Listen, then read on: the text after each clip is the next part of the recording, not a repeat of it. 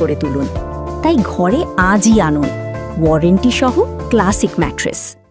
বিশ্বজিৎ বাসু আর member secretary, যার নাম শুনলে অনেকেই আপনারা ভয় পান, এডিজি র্যাঙ্কের আইপিএস কে জয়রামন, যত চুরি করেছেন, মনরেগার চুরি, আবাসের চুরি, জল জীবন, আপনার ঘুমের সময়টাকে আরও বিশেষ করে তুলুন। তাই ঘরে আজই আনুন ওয়ারেন্টি সহ ক্লাসিক ম্যাট্রেস। লক্ষ্মীর ভান্ডারে চুরি,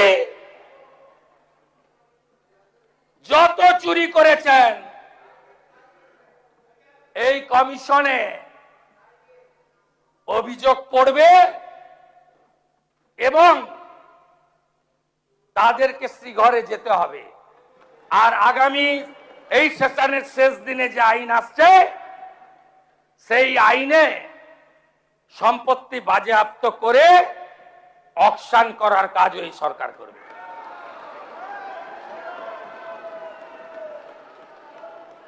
আপনাকে বলছি যে 4,38,000 কোটি টাকার বাজেট, কেউ কেউ জ্ঞান দিচ্ছিলেন, বিরোধিতা করার তো কিছু নেই, সুযোগ নেই আপনাদের। বলছিলেন আসবে কোথা থেকে, কোথা থেকে আসবে জানেন? বীরভূমে পাথরে কি করেছেন জানেন? আপনাদের হাতে ছিল পার্টি, সব ল্যাম্পোস্ট ছিলেন, আসল তো যুবরাজ, আসল তো ভানুয়াতু। প্রতিবাদ করেননি, আমার বুকের ফাটা ছিল, আমি প্রতিবাদ করেছি।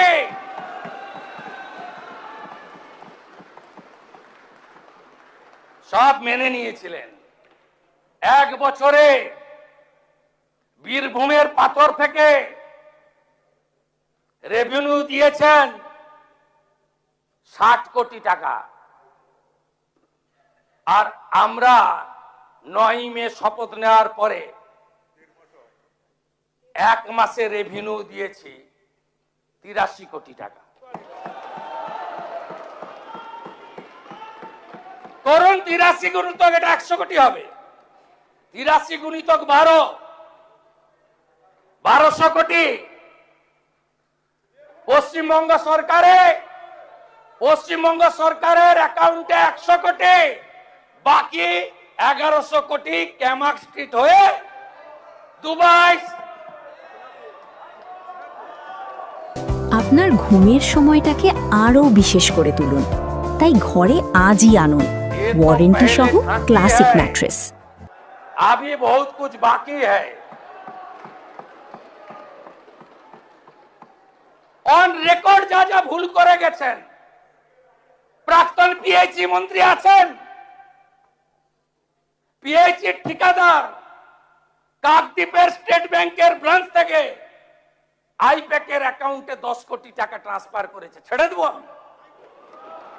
আপনি ভেবেছেন ছেড়ে দেব? ছেড়ে আমি দেব না। মানুষ এসব করার জন্য আমাদের জিতিয়েছেন। আমি আশ্বস্ত করতে চাই বাংলার গণদেবতা জনতা জনার্দনকে, প্রত্যেকটা হিসাব হবে, বিচার হবে, আপনারা শান্তি পাবেন।